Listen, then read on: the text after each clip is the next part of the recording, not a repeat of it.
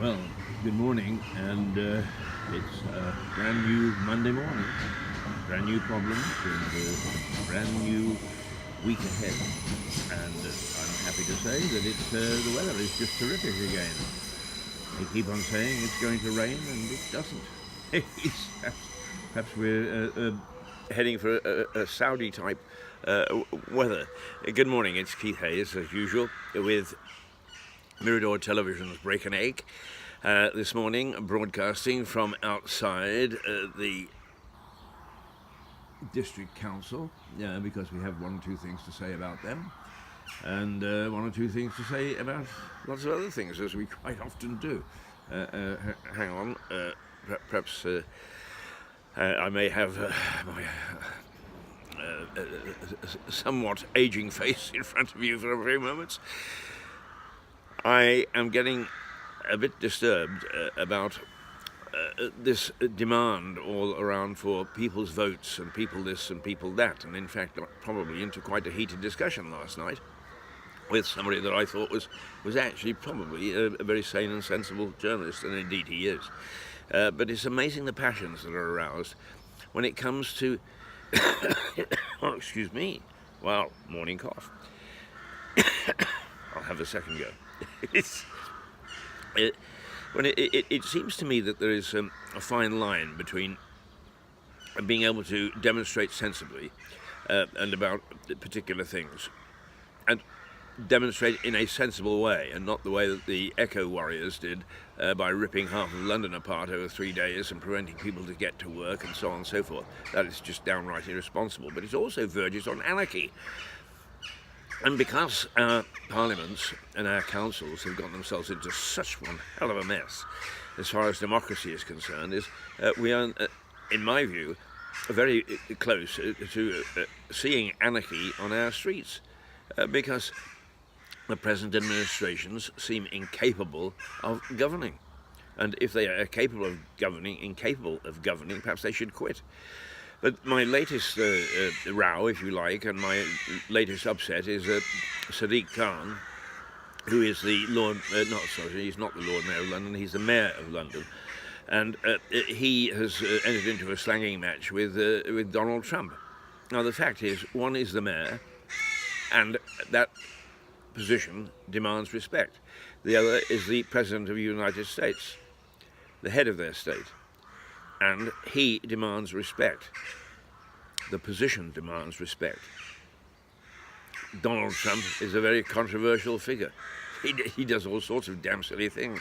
And if you read this morning's newspapers, there are going to be rows over trade and about whether the Chinese the phone system is going to be a spy system and so on and so forth. But rightly, those things will be sorted out at the appropriate level. Why 500,000 people, as they're estimated, are going to march to say, Mr. Trump, you're not welcome here, is just beyond belief, because he is the President of the United States. And if a similar occurrence happened in Washington, D.C., in Washington in the United States, and the arrival of our royal family, the head of state, were greeted with 500,000 people saying, get lost because of your way of life and your background and your ancestors and you name it, any reason, is we would rightly be very, very upset. So why do we condone being insulting to the head of state of a friendly power? In the long run, he was elected by them. Lots of Americans and support Donald Trump, and still do, I may say. The polls show that he's still got a substantial amount of support. And he was duly elected, and those people who say, oh, well, there's some doubt about the election. Well, just because somebody has said that there is doubt about the election, I've not seen any proof yet, or anybody has proved their point. So, we go rampaging around and being... we assault and insult the position of head of state of a foreign power. It's happened before with the Sultan of Brunei. We may not approve of the way that they live. We may not approve of the way he behaves. We may not approve of some of the things that happen in negotiations with our country. But to insult the position, to me, then nudges towards some form of people's endeavour, if you want to call it that verges on anarchy. Okay, so we've got very weak governments at the moment. Probably all over the world we've got weak governments. That is a generational thing, in my view. These are the people that we have in charge at the moment that came through an educational system that suddenly got very silly. They didn't wear caps anymore the way that we do. Or they didn't call teachers sir. They didn't, or ma'am. They didn't stand up when they came into the room. It's okay. That was a way of life, and people said, "Yeah, come on, Hayes, that doesn't apply anymore." The fact of the matter is, it may not, but the substitute is even worse. And the substitute is turning out these people who are incapable of governing at the moment. The only ray of light I see is that in talking to the grandsons of various people that I know, is that they take a different view altogether, and that I can't wait for them to come of age, except they'll come of age after I've lost the age battle. We'll be in my coffin. But it really does upset me that our governments behave in such an inappropriate way, and then followed by massive numbers of people, all of whom think they're terribly right. Yeah, they're terribly correct. Oh yes, we should do this. And if you suggest otherwise, they behave like children. They stamp their feet. They go out. They're not prepared to debate anything. Oh, we're right. Ooh, how can you? Oh.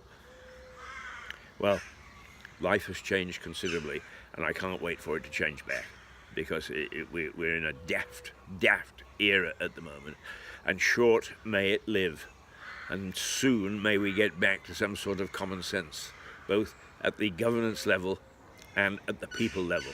Because if we keep whipping up people the way that we do at the moment, to go and march for almost anything, it's tantamount, as I say, in my view, to anarchy. And if we get anarchy, of course, the thing that follows, according to Plato's Republic, is you then go back to a dictatorship, authoritarian rule. And I would hate to see that happen in this country. Hate to see it happen in any country, for that matter, but particularly in this country. And yet, surely, we're getting to the verge of something like that happening, because there are bad people in this world still, and those bad people know how to jump and to take advantage of a weak government, a weak situation, a political crisis. Okay, now, so I've had that little thing. Law and order. I have to be careful what I say here, because I went through the police blotter this morning and on the web, and I couldn't see any reference to it, but eyewitnesses say that young people in balaclavas and with knives attacked two pubs on Friday night. One, the Lansdowne, in Lansdowne Place, bottom of Station Street, and the other, the Volunteer, which is opposite the bus station. Now, the accounts come from eyewitnesses, not from the police blotter. There is no mention of it on the police website this morning. So we have to be very careful to say that this is fact, and we don't know the details. But the eyewitness accounts that were given to me were very frightening indeed. And if in fact we have gangs of youths roaming around Lewes with balaclavas and wielding knives and attacking pubs, then I think we're in an era again with law and order that we could well do without. I think it's very, very sad that that sort of thing can happen. One thing that really bothers me is I was talking to a copper a few months ago who said that the Chief Constable's policy was to move police out of a low crime area and put them into a high crime area. Well, I suppose that makes sense to some extent, except that what happens is when you move those coppers, you immediately expose the low crime area as a vacuum point to suck in the criminals. And Lewes was a low crime area. It was a wonderful place to live. You could walk through the streets with complete and utter abandon. You didn't have to worry about being knocked over the head, or meet people with balaclavas and wielding knives. So surely something needs to be done there. Is that policy still in place? And if so, is it the cause of these roustabouts with their knives and their balaclavas going into pubs or attacking pubs, and the police racing down to defend the publicans and the customers? Although I understand down at the Volunteer that there are a few of the boys in that night, and that these thugs got what they deserved with a few bare knuckles. But that shouldn't be happening on our streets. Be careful, Keith, be very careful, because you're going on eyewitness reports and there may well be stuff behind it. As I say, I look at things early in the morning, and as of about 4:30 this morning, there was no mention of it on the police blotter. So later in the day, I'll get hold of them and find out, or I'll check with the blotter and see whether there's any reference to it. And finally, our dear old council. We got a new council, but it's all the old way.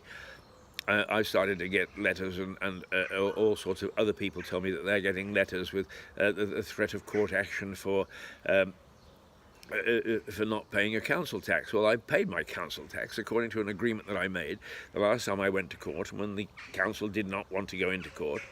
A very decent young man, a lawyer out of the finance department, and I came to an agreement, and the agreement was that if they would keep up their end of the bargain, and that is investigate my complaints, that I would pay my council tax. Well, I paid my council tax, and I haven't seen any or had any communication from the council about my complaints, which are quite legitimate complaints. And even if they're not, they should be telling me that they're not. But you don't. You just get silence. Nothing happens, and that's inefficiency. Well, I mean, not inefficiency, but it's getting to the point where it's nonsense. What is disturbing is that the councils, the last council of the old term in May, and the new council keep on saying what wonderful officers they've got, when indeed every day you can speak to somebody who has got a huge complaint. People say, oh, well, they have a tough job, you know. Yes, well, we had a council not so long ago, run by a man called John Crawford as his chief executive, and he ran a very, very tight ship, a very, very good council. Since then, this new generation has decided to tamper with things. We've got a merger which simply isn't working. We've got a cabinet situation puts the power into just the hands of a very few. The thing is just not at all well run, efficient, and for that matter, it doesn't make any sense. And yet, nobody seems to want to do anything about it. In fact, much like the Westminster politicians, they seem to have put their heads in the sand and sort of say, well, it'll all go away. Well, it won't go away. Just even the silly, simple situation with the phones. They say, well, phone the council. I haven't got 3 weeks to spare, thank you, before I get through. Neither does anybody else. But also, some of these demands that we will take you to court and so on, I've got broad shoulders, I don't care. I'm in a fight with them. And if it's a fight to the death and I go to prison, I don't care. But can you imagine 80-year-old people who are terribly vulnerable getting some of these letters from the council? That's tantamount to harassment. And frankly, I think that if they don't actually get their act together, then there are going to be some complaints, and I can just see that some 70 or 80-year-olds are going to crumble, and we'll have a social problem on our hands.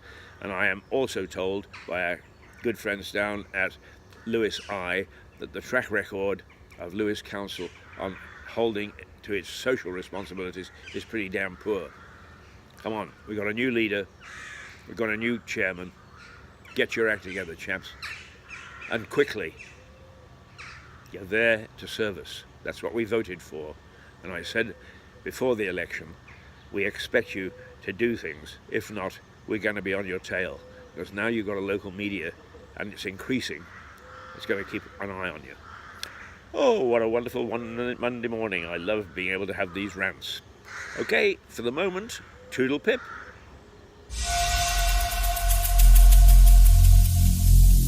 Every single day